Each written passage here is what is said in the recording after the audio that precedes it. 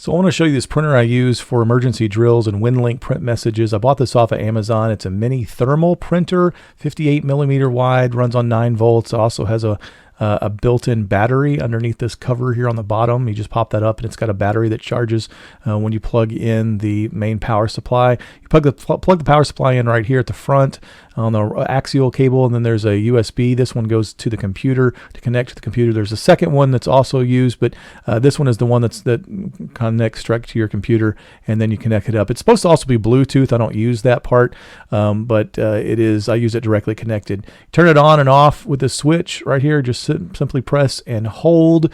Real easy to do. It also has a feed button, so you can feed up the paper if you want. The paper is 58 millimeters wide. It's not real big. It's like a receipt. But what I was looking for was something that I didn't have to replace like ink, or ink would dry out, or toner, or that kind of stuff. It's thermal paper. So you buy these rolls. If I can open this here, you can buy these rolls of thermal paper. I bought a box off Amazon for fairly cheap.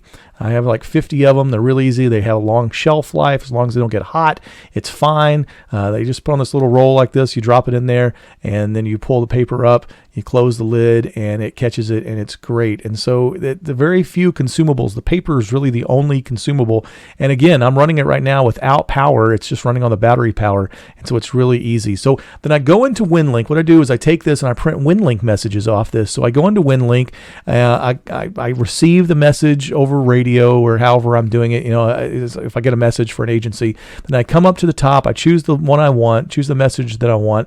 I come down here in the message window and I right click and choose export text file, and it's going to open up a window. It'll put a new character name here. Now this is going to say, this is going to say already there. Do you want to replace? Yes, because I've already exported this once, but every time you export a file, it creates a new name for it. You don't have to worry about that. So then I'm going to go into the file manager, find the file I just created it, and open it in Notepad. Now I've already set some settings in here, so it already looks the way I want it. First thing I want to do is take out these extra call signs, because it's just waste paper just for demonstration, but you can leave all that in there. But when I go into format, then I'm going to select the Arial font. I've already done that here, and it keeps it from session to session, which is really nice. But I choose Arial regular. I've got 9-point here. Seems to be a nice balance between readability and able to put a lot of words within the margins of the 58 millimeter paper.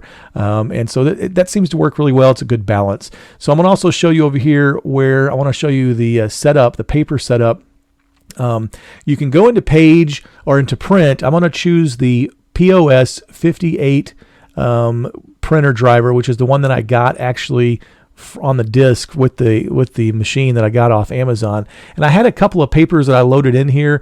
I just chose some that worked, that said 50 millimeters or 60 millimeters wide, till I found one that really worked. Yours might come with one already. One thing you do want to do, or I found helpful, is to go into the let's see, where is it? Back here on the page setup, and choose the smallest margins possible left and right. So I entered 0, and then it'll default to whatever the minimum is. That's why it has some strange numbers in there. I chose 1 inch at the bottom and 0 at the top. Seems to be good. I also put a header with my call sign in it, just for readability purposes.